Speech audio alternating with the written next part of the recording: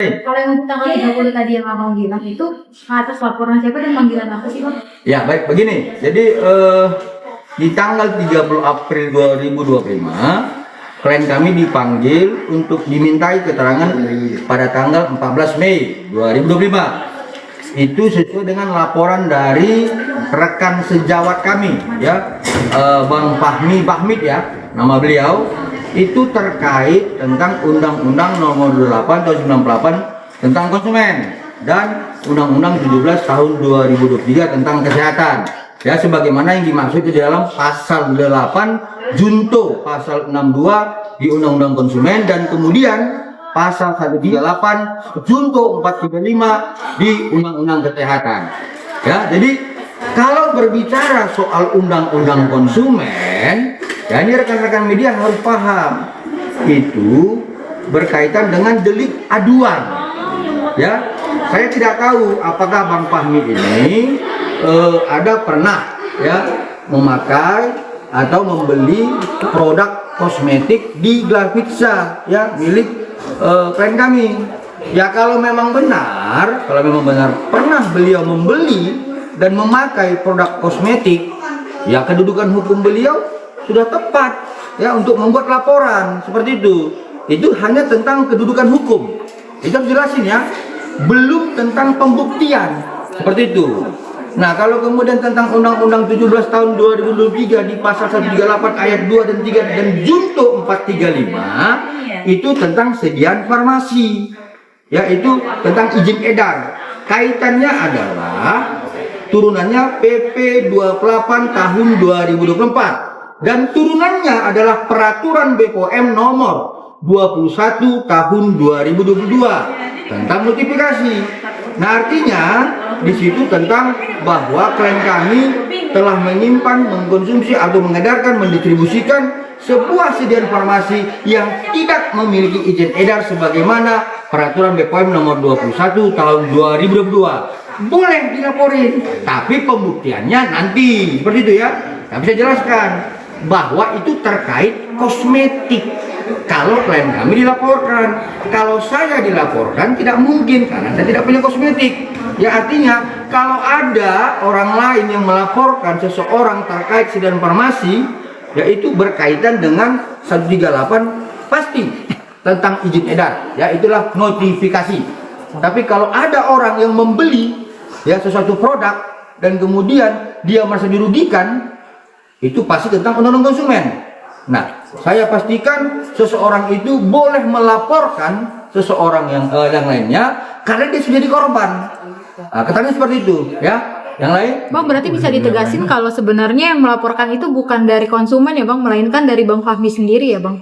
Sesuai dengan panggilan yang kami peroleh ya, sebagaimana di tanggal 30 April 2025 dan itu dihadirkan klien kami untuk diminta keterangan 14 Mei 2025, itu pelapor adalah Bang Fahmi Bahmid ya. Ya jadi kalau menurut kami ya, kita bicara hukum ya, karena saya advokat gitu, bukan alpukat ya. Saya jelaskan, kalau ada yang melaporkan seseorang terkait undang-undang konsumen, berarti orang itu telah memakai, mengkonsumsi, pernah membeli.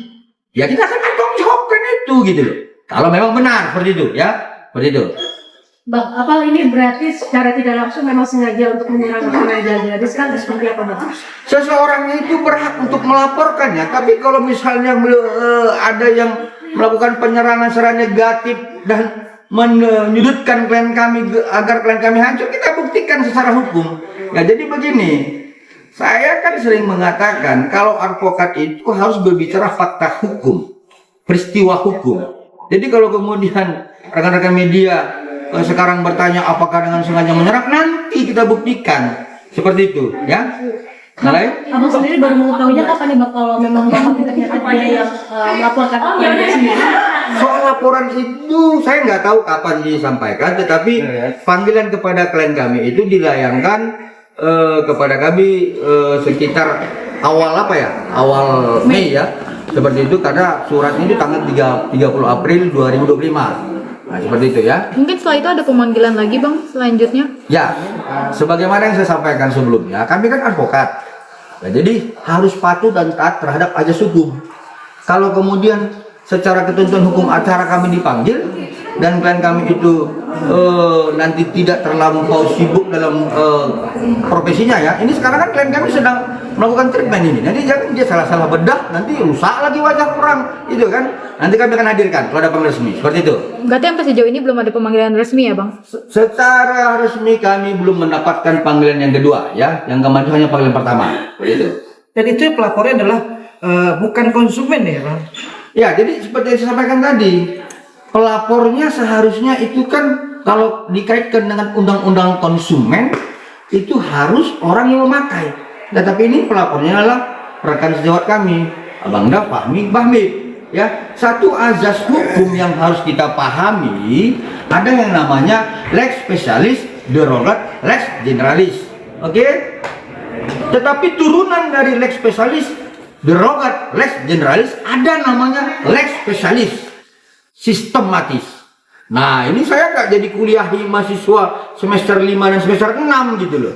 Jadi maksudnya rekan-rekan sejawat saya harus pahami itu ya, lex spesialis derogat lex generalis. Kemudian di bawah, di atasnya lagi yang lebih khusus lex spesialis sistematis. Itu jelas itu. Ya, ada lagi? Bang, berarti saya bisa dibilang salah kaprah bang? Saya tidak mau mengatakan itu salah kaprah, tetapi ada normatif hukum, ada ajas hukum. Itu harus kita paham dan patuh terhadap itu. Ya, karena saya advokat, seperti itu. Ya, dan juga terhadap yang sering berbicara di media, mengatakan dirinya praktisi hukum atau advokat, berpendapat terhadap perkara yang kami sedang tangani. Ini dia PKPA di mana gitu loh. Jadi advokat itu diatur dalam Undang-Undang 18 tahun 2003. Ya, kami di pasal 5 adalah penegak hukum. Satu. Yang kedua, di pasal 6 huruf B dijelaskan tidak boleh berkomentar yang tidak patut dan tidak wajar terhadap rekan sejawat.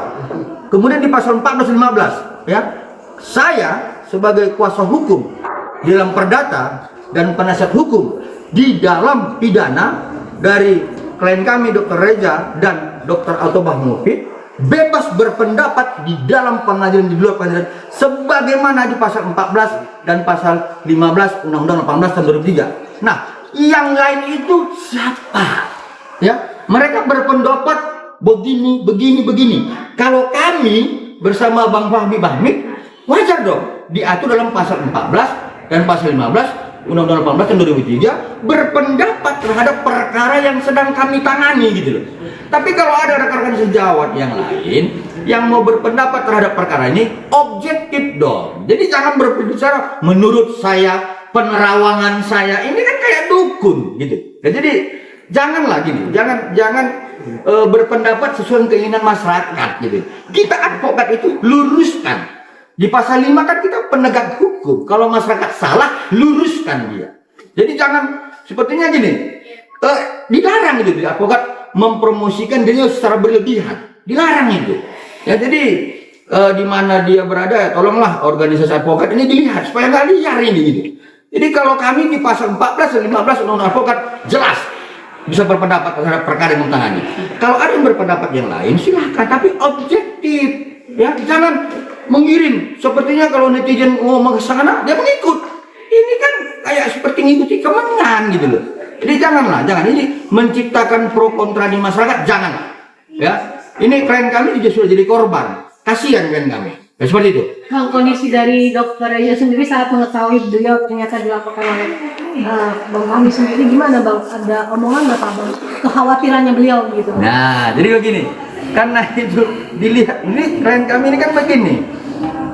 Selain dia berprofesi dokter, dia kan sering juga baca undang-undang, sering baca hukum acara ya.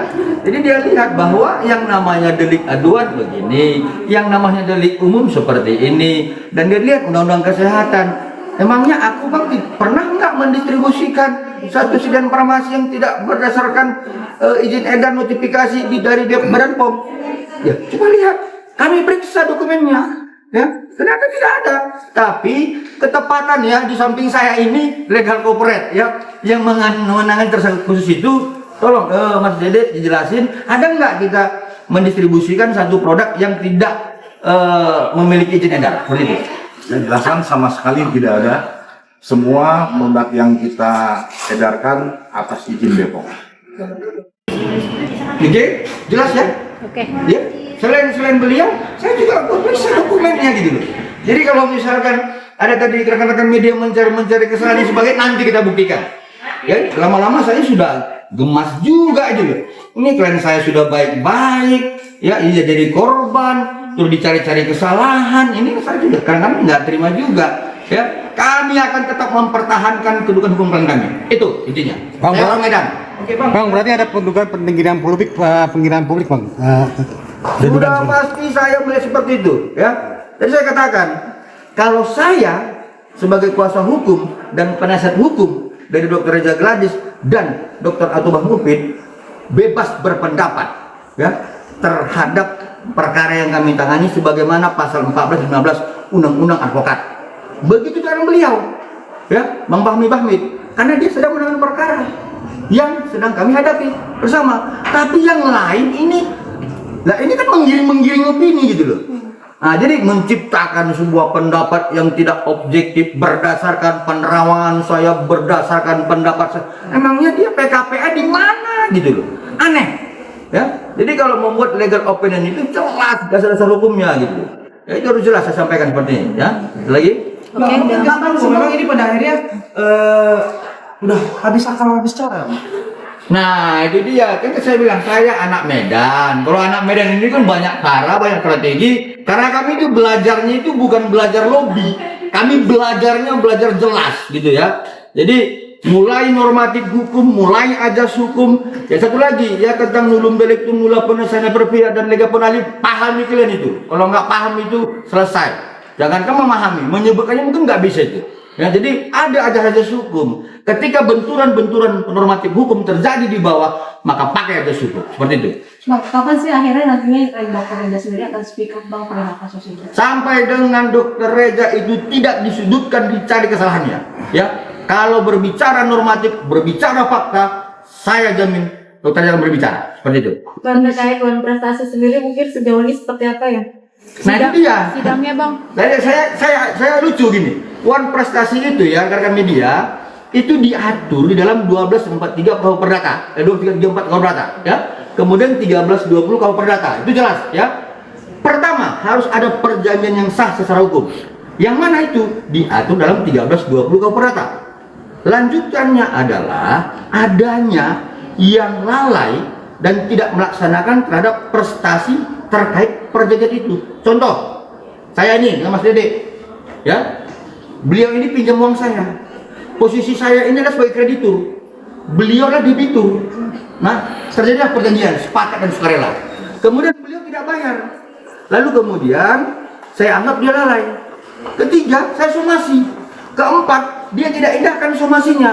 Lalu terjadilah wan prestasi. Kalau tahapan ini tidak ada, wan prestasinya di mana gitu loh. Dan biasanya yang melakukan perbuatan wan prestasi adalah debitur, ya. Ini saya yang punya uang, saya yang digugat. Ini hukumnya hukum apa gitu? Itu satu. Kalau ada perjanjian, nggak pantas beliau gugat saya, dia debitur, saya kreditur. Nah, apalagi tidak ada perjanjian itu gitu loh. Proses perjanjian itu sudah diuji dari proses penyidikan, kemudian dari pendalaman jasa penuntut umum, sudah P21. Nah, ini mau dipersidangkan. Ya, jadi mana perjanjiannya? Nah, kalau kemudian dimasukkan ke dalam ketentuan, ya saya dengar tuh Bang Fahmi berbicara tentang pasal 81 KUH pidana, ya itu ada, tetapi itu bukan kewajiban, itu adalah kewenangan sebagaimana diatur dalam Undang-Undang 48 tahun 2009 tentang kehakiman. Ya, jadi ya tolonglah, kalau saya ini nanti kalian bilang ini advokat pasal atau apa? Memang advokat pasal gitu ya. Jadi advokat nggak boleh bacot tanpa pasal seperti itu. Bang, Ya? tapi nanti kemungkinan dokter sendiri akan hadir nggak sih jika dari persidangan dari pengadilan sendiri mungkin meminta dokter hadir? Ya, jadi begini. Di dalam proses persidangan itu kan ada aturan hukum acara. Saya sebutkan ya. Herjen Inlands Reglement. Ya, itu hukum acara. Kemudian kehadiran kami sebagai kuasa hukum itu diatur dalam pasal 123 ayat 1. Itu tahapannya ya. Jelas tuh ya.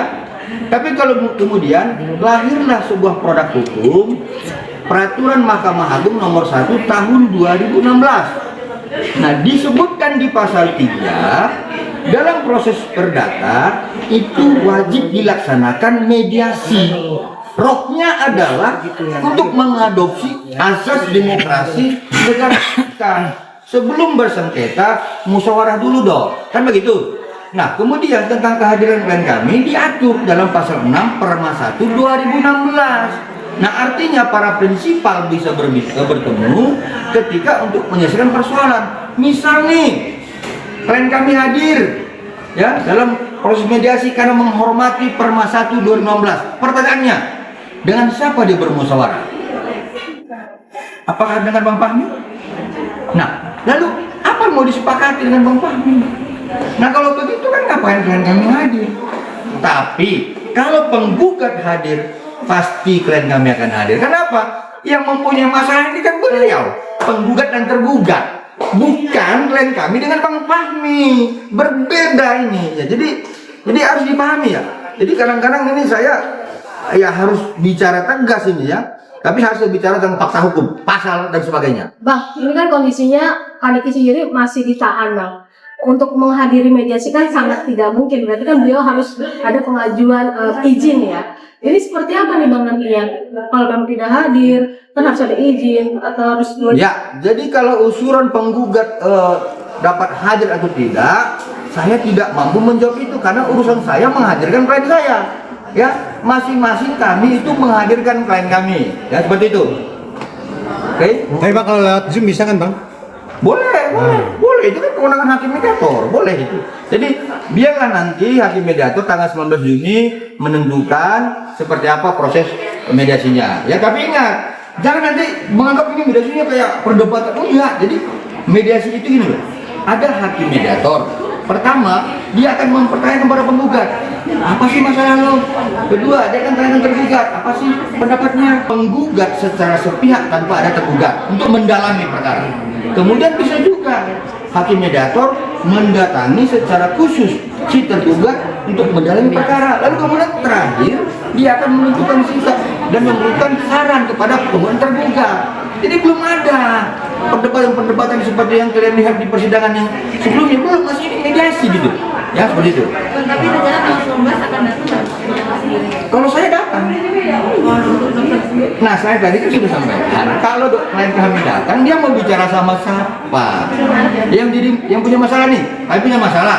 Kemudian kalian mewakili beliau. Lah, ngapain kalian bicara sama saya? Permintaan ke dia apa? Apa kalian tahu?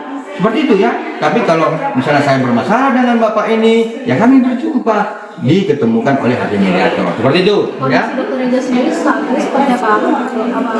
Nah, jadi ini klien kami ini kan sebenarnya orang yang sangat profesional ya. Jadi kenapa teman-teman rekan-rekan media belum bisa bertemu hari ini? Beliau sudah melakukan treatment. Nanti dia salah apa? Tindakan nanti dilaporin lagi, dicari-cari kesalahannya pihak lain gitu loh. Makanya dia konsentrasi melakukan perawatan tindakan itu bukan sembarangan, harus dengan syarat khusus seperti itu ya. Dari wakilan dari dokter suaminya sendiri ada Bang. Pergi siapa? Saya kuasanya. Loh, kuasa itu jelas loh. Seluruh perbuatan hukum apa yang dilakukan oleh Dr. Reza dan Dr. Reza Gladys terhadap perkara dan kasus pidana, ini saya sebagai kuasa hukumnya di perdata dan saya adalah penasihat hukumnya di dalam pidana. Seperti itu. Bang, mau sedikit update yang perihal laporan yang di Jakarta Selatan, Polres seperti apa Bang kelanjutannya? Kita biarkan dulu apa kata penyidik ya. Kita kan nggak boleh nanti dibilang saya intervensi, ya kan? Saya bilang ada yang bilang saya pengacara ngotot, ada yang bilang saya pengacara pasal-pasal. Biar dulu. Kita tunggu ya. Karena kan ini udah beberapa bulan tidak ada kabarnya nih. Apa mungkin sudah ada pemeriksaan untuk para SP2AP Bang tungguin Bang. seperti apa? Ya, jadi SP2P terakhir kita sudah mendapatkan tentang telah diperiksa pelapor dan para saksi ya. Seperti itu. Berapa orang saksinya kalau boleh tahu Bang? Kita hadirkan kemarin 2 orang. Lalu mungkin dari niatan dari Bang Reza dan suami seperti apa ini Bang? Pada prinsip